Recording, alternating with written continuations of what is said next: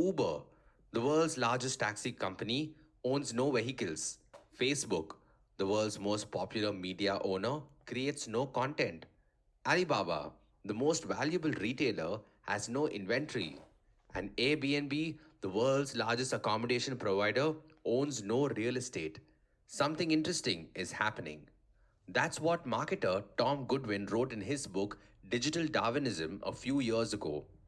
Well, you can add one more company to that list, DreamFolks Services, a company that owns no lounges. Hold on, we'll explain what we mean.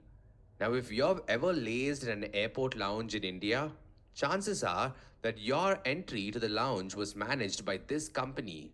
In fact, out of 52 lakh passengers who stepped into a lounge in FY22, DreamFolks managed the experience for 35 lakh people. That tallies up to a market share of a whopping 68%. But the key word here is managed. Because the company does not own these lounges. DreamFolks is what you would call an airport lounge aggregator. Yes, there's an aggregator for everything. So if you look at the fine print on your credit or debit card, it may say something about lounge access. And if your card does extend this benefit, you will probably find Dream Folks at the other end helping you access the lounge. The company ties up with card networks like MasterCard and also with banks that issue these cards. And then the company provides the tech that connects the cardholder to the lounge operator across India. But wait, why does anyone need Dream Folks for this, you ask? If I know there's a lounge at the airport, can't I just walk in and get access to it? It's not like Airbnb that helps me discover places or experiences, so I have an intermediary. That's true, but a disaggregated lounge experience could come with its own set of complications. Let's explain. Imagine you have a card issued by a bank that permits you one lounge visit per month. Anything more than that, and you will have to pay nearly 1000 rupees. Also, the lounge visit is only for you and you can't take any guests along. Anyway, on the 1st of September, you visit a lounge in Bengaluru airport managed by Company X. Your monthly quota of visits is done. Now, let's say you're at the Mumbai airport on the 26th of September. You have time to kill before your flight and you head to the lounge as usual. Now, the lounge there is managed by a different company, say Company Y. And this time, your friend is tagging along too. How will Company Y know that you've already made a visit that month? Or that the card doesn't permit a plus one? It's just a lounge operator, not a tech wizard. Or will your bank track this and send a message to all airport lounge operators saying, one visit for September is done? Imagine the banks fiddling with all this information for all their customers. It would be a nightmare. And that's where DreamFolks steps in with its tech. At the front end, it validates and provides immediate lounge access, or denies it if you have exceeded your quota. It will then tell the lounge operator to charge you the full price. And at the back end, it helps the operator and bank account tag rewards associated with any lounge spending. The great thing about this model is that DreamFolks doesn't have to shell out money to set up lounges.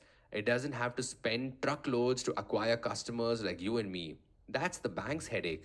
It simply works as a tech intermediary. It's pretty smart.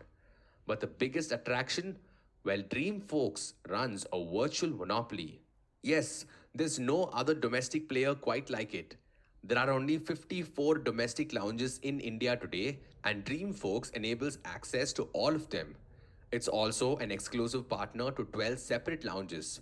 And there's the fact that it is also tied up with over 1,000 international lounges. In fact, there might just be two other global players who are doing the same thing, Priority Pass and Dragon Pass. And nearly 99% of its revenues for DreamFolks accrue when you visit a lounge and swipe your card. But it's not just lounge aggregation that DreamFolks enables. Imagine you're a privileged member of a bank.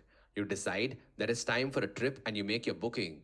Your bank knows that you're traveling, so they call you up and ask you if you need an airport pickup and drop too. You're pleased with the service and you say yes, but obviously, the bank's job isn't to get involved in all of this. So who do they call? Well, DreamFolks. DreamFolks wants to be the front and center of everything associated with a traveler's airport journey. As DreamFolks' tagline says, It's your airport experience amplified. Anyway, you know how we hype every business in India by saying low penetration, right? Food delivery has room to grow because of low penetration. Asset management companies will grow because people are just waking up to investing opportunities. Well, it could be the same thing in DreamFolks' case. For starters, there's something called air travel propensity. Simply put, it measures the frequency of travel. That is, how often do you travel within the country each year? And India posts some of the lowest figures at the moment. If people choose to fly more, they could use the lounges more as well. Then there's also the bit about credit card penetration, which is only at 3%, an abysmal figure even when compared to our peers like Brazil or China. If credit card penetration picks up, dream folks could benefit from it too. For instance, 90% of lounge access is attributable to benefits extended by credit cards.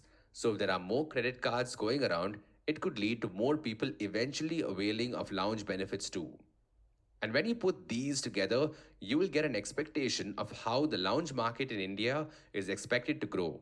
According to estimates by Frost and Sullivan, over the next 5 years, we could see a 10 times jump from the 400 crore rupee value today. That means the lounge market could be worth over 4,000 crores by FY27. So it looks like Dream Folks is in the right place at the right time. But the question also on everyone's mind is this: will the stock fall from the 30,000 feet it's soaring at? You see, investors jumped up to lap up the shares during the IPO, probably because there is really no other company like it in the Indian markets, and it popped over 55% on listing day. But now that the chatter has died down, everyone seems to be realizing how richly valued the stock is, monopoly or otherwise. Has the company embedded itself so firmly in the minds of its clients that no competition can dethrone it? Or is the Indian aviation story overhyped? Tell us what.